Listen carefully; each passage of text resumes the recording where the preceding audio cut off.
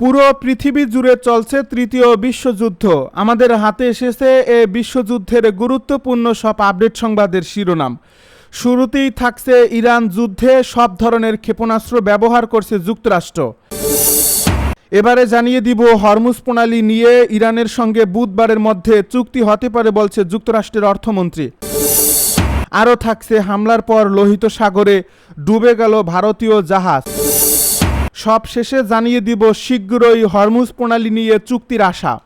এতক্ষণ শুনছিলেন হাতে থাকা আপডেট সংবাদের শিরোনাম, এবারে বিস্তারিত। তবে তার আগে অনুরোধ রইল ভিডিওটিতে একটি লাইক এবং কমেন্ট করে জানিয়ে দিন ভিডিও সম্পর্কে আপনার মূল্যবান মতামত। আরও জানিয়ে দিন ভিডিওটি কোথা থেকে দেখছেন বা কোন জেলা থেকে দেখছেন।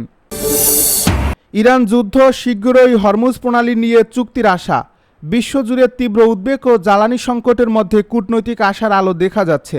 বৈশ্বিক বাণিজ্যের অত্যন্ত গুরুত্বপূর্ণ জলপথ হরমুজ প্রণালী পুনরায় খুলে দিতে যুক্তরাষ্ট্র ও ইরানের মধ্যে দুই এক দিনের মধ্যে একটি চুক্তি হতে পারে। গতকাল মঙ্গলবার সিএনবিসিকে দেওয়া এক সাক্ষাৎকারে মার্কিন অর্থমন্ত্রী স্কট বেসেন্ট এই আশাবাদ জানান। মধ্যস্থতাকারী দেশ কাতারও এই আলোচনায় অগ্রগতির কথা জানিয়েছে খবর সিএনএন ও আল জাজিরার। এই সাক্ষাৎকারে বেসেন্ট বলেন, আমরা ইরানিদের সঙ্গে কথা বলছি। আমার মনে হয় আজ বা কালের মধ্যে প্রণালীটি খুলে দেওয়া এবং এই সংঘাতকে একটি স্বাভাবিক পরিস্থিতির দিকে নিয়ে আসার বিষয়ে চুক্তি হওয়ার সম্ভাবনা রয়েছে। এটি হলো প্রণালীতে সাধারণ জাহাজ চলাচল স্বাভাবিক হবে। সমুদ্রপথে ইরানের কোনো টোল বা ফি আদায়ের সুযোগ থাকবে না, এমন প্রশ্নের জবাবে বলেন, এই চুক্তির মূল ভিত্তি হবে অবাধ চলাচল। গত কয়েকদিন ধরে পরিস্থিতি কিছুটা অস্থির থাকলেও ইতিমধ্যেই বেশ কিছু জাহাজ চলাচল শুরু করেছে বলেও দাবি করেন তিনি।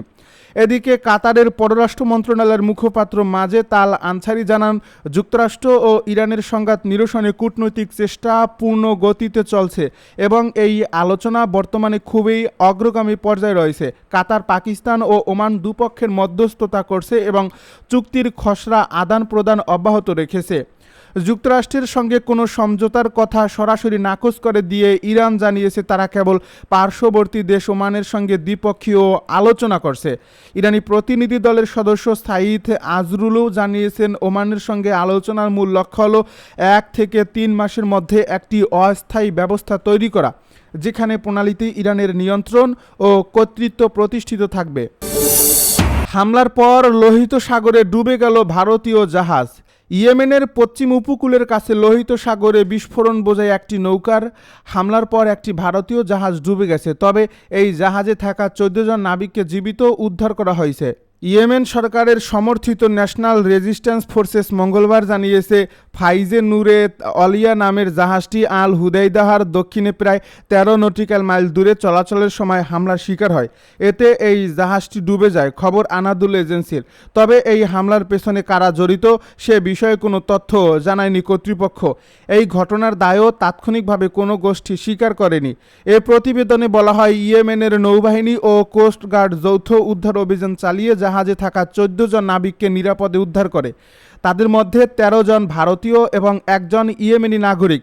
এই ঘটনায় কোনো হতাহতের খবর পাওয়া যায়নি। উদ্ধার হওয়া নাবিকদের নিরাপদ স্থানে নিয়ে চিকিৎসা সেবা দেওয়া হয়েছে। কর্তৃপক্ষ এই জাহাজটিকে ভারতীয় বলে উল্লেখ করলেও এটি কোন দেশের পতাকাবাহী ছিল বা এর মালিকানা কার সে বিষয়ে বিস্তারিত জানানো হয়নি। এই ঘটনাটি এমন এক সময় ঘটল যখন গত মাস থেকে লোহিত সাগর ও বাব আল মানদেব প্রণালীতে এই বাণিজ্যিক জাহাজে হামলার ঘটনা আবারও বেড়েছে। গত 20 জুলাই হুতি গোষ্ঠী সৌদি আরবের বিরুদ্ধে তথাকথিত নৌ অবরোধ ঘোষণা করে। এর জবাবে সৌদি আরব তাদের জাহাজের নিরাপত্তার বিরুদ্ধে যে কোনো হুমকির কঠোর জবাব দেওয়ার হুঁশিয়ারি দেয়। হরমুজ প্রণালী নিয়ে ইরানের সঙ্গে বুধবারের মধ্যে চুক্তি হতে পারে যুক্তরাষ্ট্রের অর্থমন্ত্রীর মন্তব্য। হরমুজ প্রণালী আবার চালু করতে বুধবারের মধ্যে ইরানের সঙ্গে একটি চুক্তি হতে পারে বলে জানিয়েছেন যুক্তরাষ্ট্রের অর্থমন্ত্রী স্কট বেসেন্ট। এর মধ্যে দিয়ে বিশ্বের জ্বালানি দামে অস্থিতিশীলতা আসবে বলে উল্লেখ করেন তিনি। মঙ্গলবার সংবাদ মাধ্যম সিএনবিসিকে দেওয়া এক সাক্ষাৎকারে মার্কিন অর্থমন্ত্রী বলেন, আমরা ইরানিদের সঙ্গে আলাপ করছি। আমি মনে করি আজ কিংবা আগামীকালের মধ্যে হরমুজ চালু করতে একটি চুক্তিতে পৌঁছাতে পারি এবং এই সংঘাতে আরও স্থিতিশীল অবস্থার দিকে যেতে পারি। এই সাক্ষাৎকারে বেসেন্টকে প্রশ্ন করা হয় এই চুক্তির মাধ্যমে ইরানকে হরমুজে জাহাজ চলাচলের জন্য টোল নিতে নেওয়া হবে কিনা। এর জবাবে তিনি বলেন, আমি মনে করি স্বাধীনভাবেই জাহাজ চলাচল করতে পারবে। বেসেন্টের এই কথার আগে সোমবার মার্কিন প্রেসিডেন্ট ডোনাল্ড ট্রাম্পও দাবি করেছিলেন যে কয়েক ঘন্টার মধ্যে হরমুজ প্রণালী খুলে যেতে পারে। ইরানে নতুন করে ব্যাপক পরিসরে হামলা চালানোর পরিকল্পনা প্রত্যাহারের ঘোষণা দেওয়ার পর ট্রাম্প একথা বলেছিলেন। তবে ইরানের পররাষ্ট্র মন্ত্রণালয় এর আগে যুক্তরাষ্ট্রের সঙ্গে কোনো ধরনের আলোচনা চলার কথা অস্বীকার করেছে। এমনকি মঙ্গলবার হরমুজে একটি জাহাজে প্রজেক্টাইলও আঘাত এনেছে। ইরানের সঙ্গে হরমুজ খোলা নিয়ে একটি চুক্তি হলে বিশ্ববাজারে জ্বালানি তেলের দাম স্থিতিশীল হতে পারে এমন একটি ইতিবাচক সম্ভাবনা দেখছেন স্কট বেসেন্ট। কারণ বর্তমানে ওই জলপথে শত শত পণ্যবাহী জাহাজ আটকে আছে বা বের হওয়ার অপেক্ষায় আছে। চুক্তি হলো সেগুলো চলাচল করতে পারবে। তিনি বলেন, গত কয়েকদিন ধরে সেখানে পরিস্থিতি ঝুঁকিপূর্ণ থাকার পরও আমরা বেশ কয়েকটি জাহাজকে বেরিয়ে আসতে দেখেছি। তাই জেনে রাখুন, আমি আশা করি জ্বালানির দাম আবার কমে স্বাভাবিক হয়ে আসবে, যা আমি আগেই বলেছি গোটা বিশ্বের জন্যই ভালো হবে। ইরান যুদ্ধে সব ধরনের ক্ষেপণাস্ত্র ব্যবহার করেছে যুক্তরাষ্ট্র। ইরানের বিরুদ্ধে চলমান 5 মাসের যুদ্ধে যুক্তরাষ্ট্র প্রায় সব নিখুঁত ক্ষেপণাস্ত্রের মজুদ শেষ করে ফেলেছে। অভ্যন্তরীণ তথ্যের বিষয়ে অবগত 3টি সূত্র কথা জানিয়েছে। এতে ভবিষ্যতের যে কোনো সম্ভাব্য সংঘাতের জন্য মার্কিন সেনাবাহিনীর প্রস্তুতির সক্ষমতা নিয়ে বড় ধরনের উদ্বেগ তৈরি হয়েছে। সূত্রগুলো বলছে, এসব অস্ত্র মূলত মার্কিন সেনাবাহিনীর স্থল থেকে স্থলে নিক্ষেপযোগ্য ক্ষেপণাস্ত্র, যা আর্মি ট্যাকটিক্যাল ক্ষেপণাস্ত্র ব্যবস্থা এবং প্রিসিশন স্ট্রাইক ক্ষেপণাস্ত্র নামে পরিচিত। এর মধ্যে 2টি সূত্রের দাবি, যুক্তরাষ্ট্র এসব অস্ত্রের প্রায় পুরো অংশই ব্যবহার করে ফেলেছে। মার্কিন সামরিক বাহিনী কী পরিমাণ অ্যাটাকামস ও প্রিসিশন স্ট্রাইক ক্ষেপণাস্ত্রের ঘাটতিতে রয়েছে তার তথ্য আগে কখনোই সামনে আসেনি। দূরপাল্লার এসব ক্ষেপণাস্ত্র মার্কিন সামরিক বাহিনীর অস্ত্রাগারের অত্যন্ত গুরুত্বপূর্ণ অংশ, যা নিরাপদ দূরত্ব থেকে শত্রুপক্ষে নিখুঁত হামলা চালানোর সুবিধা দেয়। ইউক্রেন যুদ্ধে যুক্তরাষ্ট্রের সরবরাহ করা অ্যাটাকামাস ক্ষেপণাস্ত্র গুরুত্বপূর্ণ ভূমিকা রেখেছিল, যার মাধ্যমে ইউক্রেনীয় বাহিনীর রাশিয়ার ভেতরে লক্ষ্যবস্তুতে হামলা চালাতে পেরেছিল।